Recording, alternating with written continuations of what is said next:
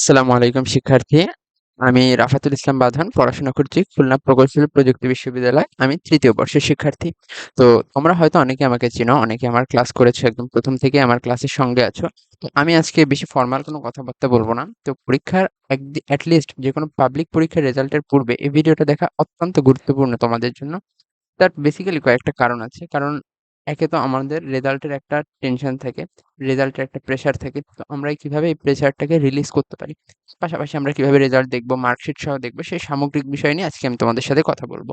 তো যেহেতু আমি এসএসসি 2026 নিয়েই বেশিরভাগ কাজ করেছি, তো আমি যেহেতু তোমাদের রেজাল্ট হচ্ছে 10 আগস্ট দেওয়ার কথা হচ্ছে, তো আমি সেটা নিয়েই কথা বলছি। তবে এই ভিডিওটা যারাই দেখছো এটা হয়তোবা থেকে যাবে। তো যে কোনো পাবলিক পরীক্ষার আগে ভিডিওটা দেখা অসম্ভবভাবে জরুরি। তার আগে প্রথমে আমার একটা এক্সাম্পল দিয়ে নেই। যেহেতু আমি খুলনা প্রকৌশল প্রযুক্তি বিশ্ববিদ্যালয় কুয়েটে পড়ছি, আমি এই লাইফটা ফেস করছি, আমি এই ফেজটা পার করছি, তাই তো? তো আমার কিন্তু এসএসসি রেজাল্ট আহামরি অনেক ভালো না, আমি এ প্লাস পাই না এসএসসিতে। কিন্তু আজকে আমার কাছে কি কেউ জিজ্ঞেস করে তুমি এসএসসিতে কি রেজাল্ট করেছিলে?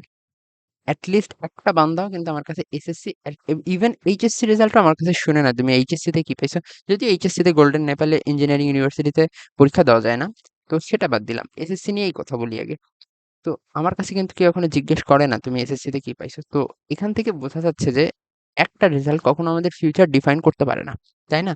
তো এই রেজাল্টের উপরে তোমাদের অনেক আকাঙ্ক্ষা থাকতে পারে, তো তার ভিত্তিতে আমাদের ফিউচার যে এই রেজাল্টের উপর ডিপেন্ড করবে এটা সম্পূর্ণভাবেই মিথ্যা।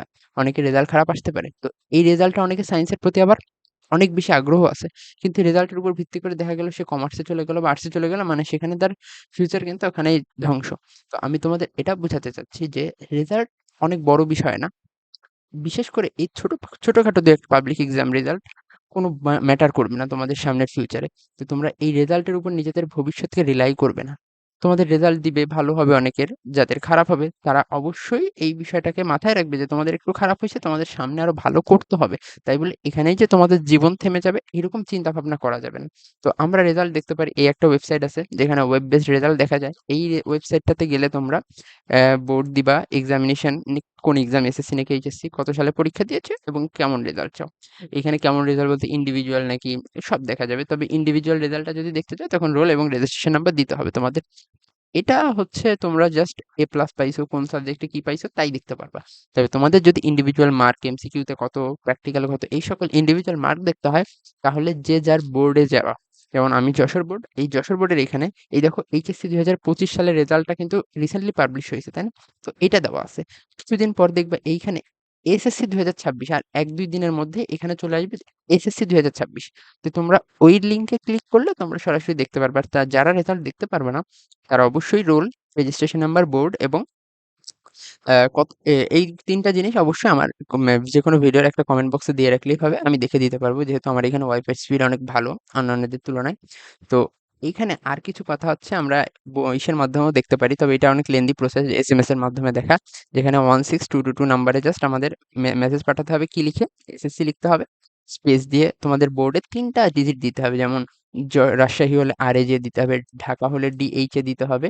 তার পরবর্তীতে আমাদের দিতে হবে রোল নাম্বারটা এবং কত সাল, ইয়ার, এটা লিখে 16222 নাম্বারে পাঠালে তারা আমাদের রেজাল্টটা বলে দিবে। তারা জাস্ট বলবে আমি জিপিএ কত পাইছি সেটা বলবে মেসেজ আকারে। তবে এটা একটা লেন্দি প্রসেস আর এখানে অনেক সময় লাগে। তো এটা না করে আমরা এই জাস্ট জেনারেলি ওয়েব বেসডেও দেখতে পারি এবং অথবা আমাদের ইন্ডিভিজুয়াল যে যার বোর্ডে সে বোর্ডে দেখতে পারি। তো এইখানে আরেকটা গুরুত্বপূর্ণ কথা আসে আমাদের প্যারেন্টসদের নিয়ে। এই রেজাল্টের সময় আমাদের প্যারেন্টসদের ভূমিকা কেমন থাকে, এটা অবশ্যই উচিত আমাদের গার্জিয়ানদের যে আমাদের শিক্ষার্থীদের, আমাদের ছেলেমেয়েদের প্রতি একটু দয়াশীল হওয়া। কারণ তারা যা করার করে ফেলছে।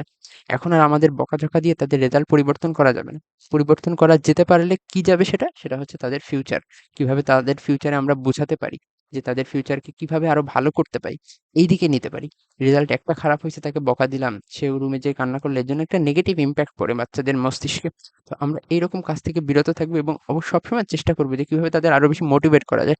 যেমনটা আমার আব্বু আমাকে করতেন, বলতেন তুই তো সর্বোচ্চ দিছিস। আমার বাবা বলতো আমাকে যে এখন তোর হাতে আর কিছু নেই, তো এই নিয়ে চিন্তা করে লাভ নেই। যতটুকু যা যাওয়ার গেছে, সামনে ভবিষ্যতে কি হতে পারে সেটা নিয়ে আমরা চিন্তা করব। এইরকমভাবে আমাদের উচিত আমাদের বাচ্চাদের প্রতি সহানুভূতিশীল হওয়া। কারণ তারা যা করার করে ফেলছে।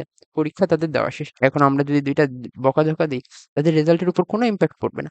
যে বকাঝকাটা এখন না দিয়ে সেটা যদি তারা যখন পড়তেছে না বা গেম দেখতেছে বা গেম খেলতেছে, মোবাইল দেখতেছে, রিলস দেখতেছে, তখন যদি বকা দিতেন, সেটা এখন রেজাল্টে একটা ইমপ্যাক্টটা চেঞ্জ করতে পারত। কিন্তু এখন বকা দিলে রেজাল্টের ইমপ্যাক্ট কোনোভাবেই চেঞ্জ করা পসিবল না।